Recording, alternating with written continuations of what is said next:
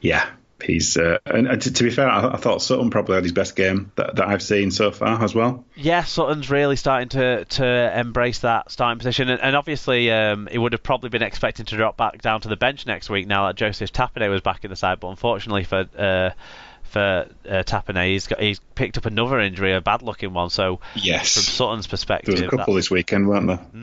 Yeah, oh yeah. There was a few serious injuries,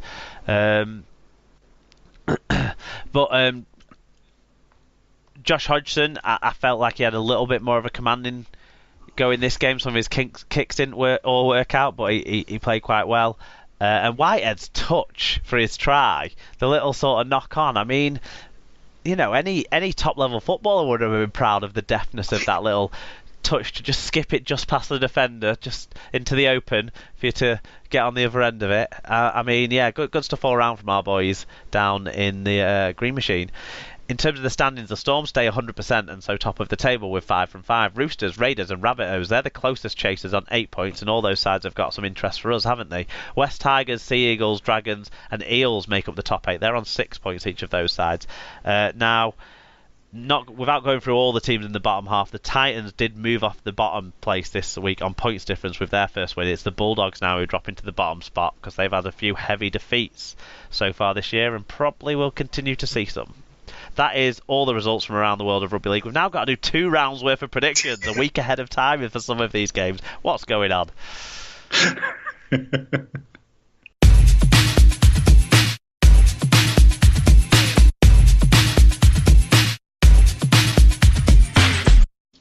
Okay, predictions time, kids, and we've got round 11 and round 12 of Super League to talk about because we're not doing another show in the middle.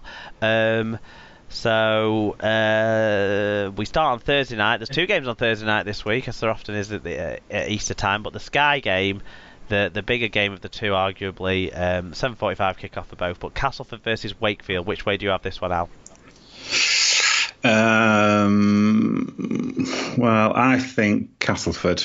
Cast by 10. Yeah, I think Wakefield obviously have got a few injuries to deal with. And Castleford have 2, but Castleford are a little bit more used to dealing with them. I'm going to go Cast by 10. Yeah. 7:45 p.m. as well for London versus Catalans. I've got London in this one. I think that they are a sticky team to face on their home pitch. I think they'll obviously we know they rested some players as well, and I think they'll be honed in to focus on this one. I think and they've had a decent turnaround as well. They played on Thursday night. Yeah. I think just a few too many factors favour London. London in a close one. London by 4. Okay, I've gone the other way. I've gone for Catalan. No particular reason. I just think ultimately Catalan are a better team than London. But it won't be by much. Catalan by 2. Okay. Friday, 12:45 p.m. on Sky. This one it is the Hull Derby. FC hosting KR. Which way have you gone on this one?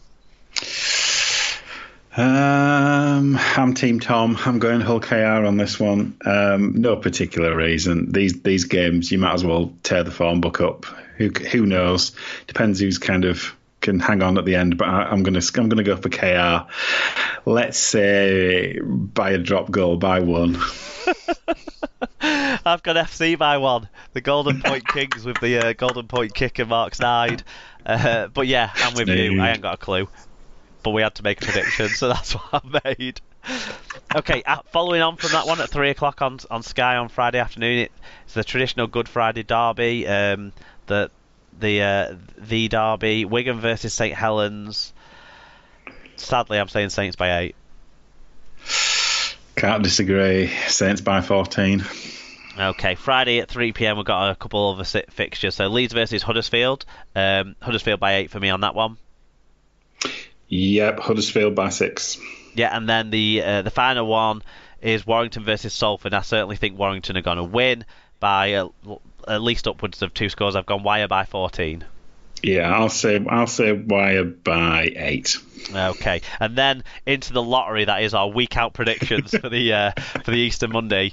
Easter double headers, and to be honest, you can get some weird scores in these games. We've had 80 plus scores in our time on the Super League pod. We've had surprise defeats as well. We've had lots of stuff going on, so it's a little bit of a lottery for us. But let's try anyway. The first game we'll talk about, these are all 3 p.m. kickoffs apart from the last game, which is a 5 p.m. kickoff on Sky from the south of France. But we start with Saints versus Hull FC.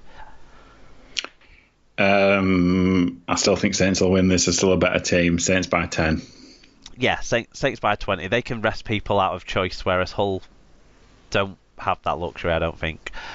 No. Wakefield versus Leeds then is the next game to talk about. What do you say on that one?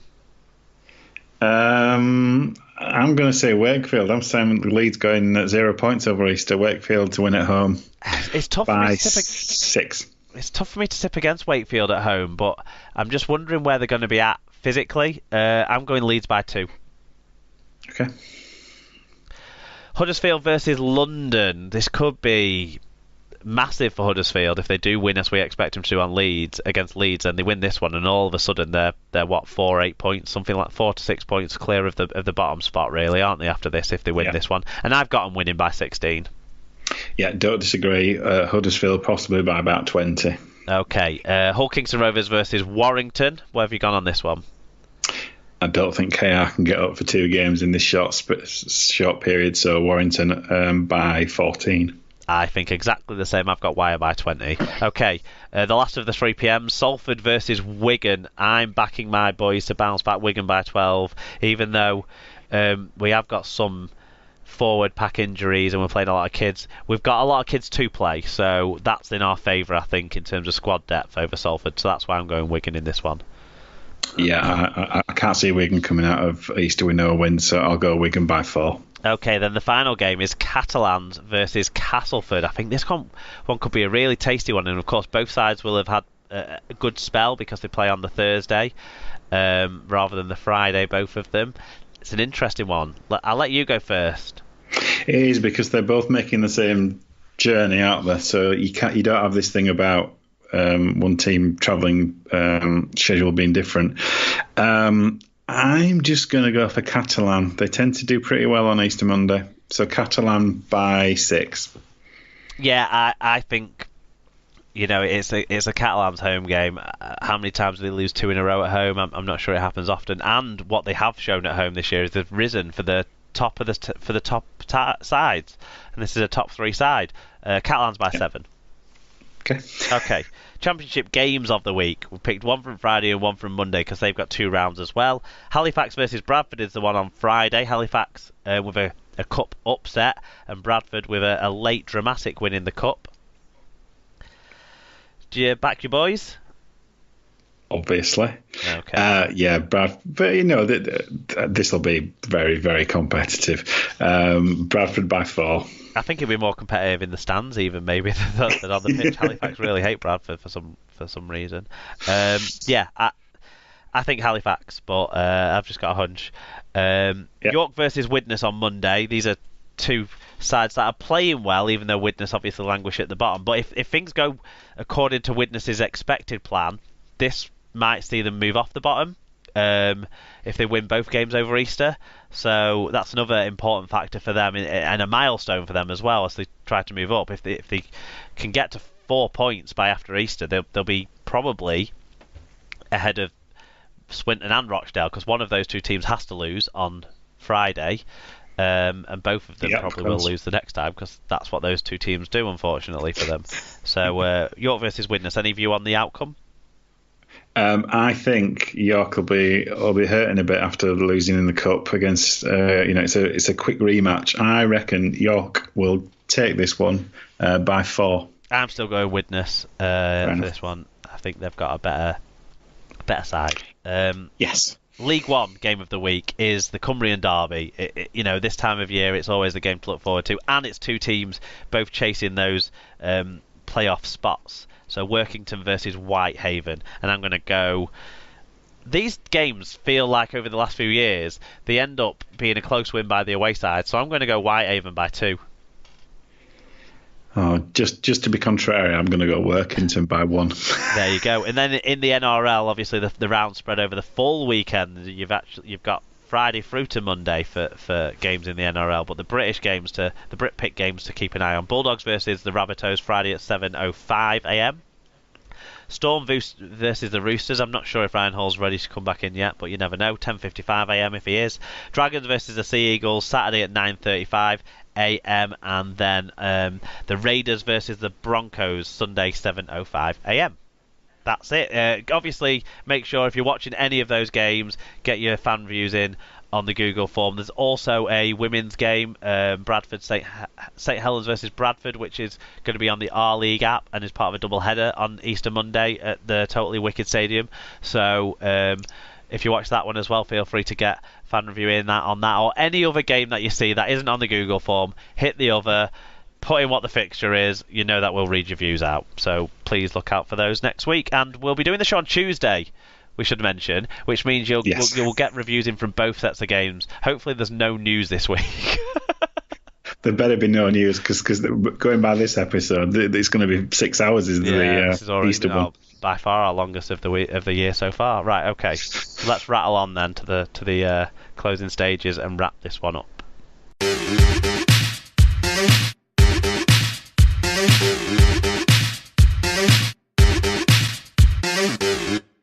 So you got a quiz for me, Alan. Let's see how I do. A lot of people got back in touch last week saying they had strong performances in the quiz last week, or stronger performances, shall I say, than Dom had.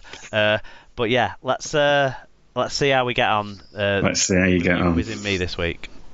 Yeah, so to celebrate Bradford's Golden Point win in the Challenge Cup this weekend, this week's quiz relates to other Challenge Cup matches that have ended in Golden Point. Ooh. So, all I want you to do, I'm going to give you the games, and I'm going to give you the year. All I want you to do is the name of the drop goal kicker in each case. So there's 3 to go at. I think I've gone easiest to hardest, I think. Okay. But we'll see. So the first one is... I'll name the winning team first. So it's Warrington versus Hull KR from 2009.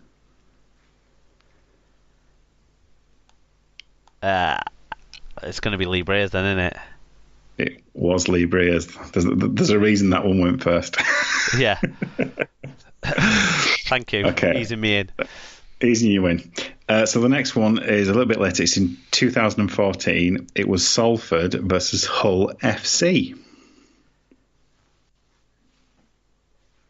Salford winning by a drop goal in 2014. 2014 was the year of the Red Devolution.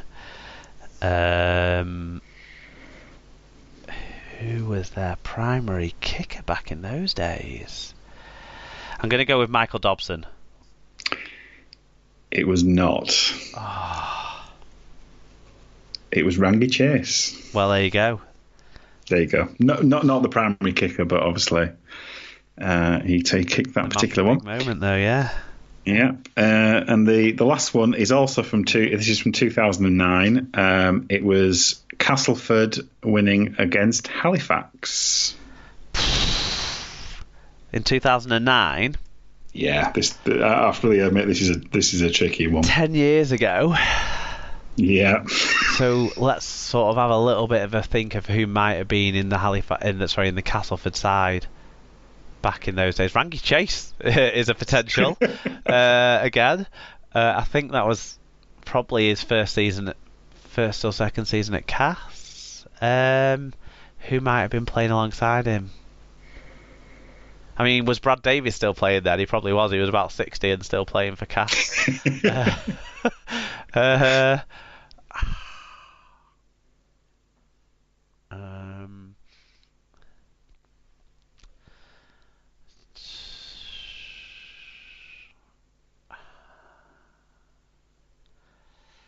I'm going to go with Ryan McGoldrick.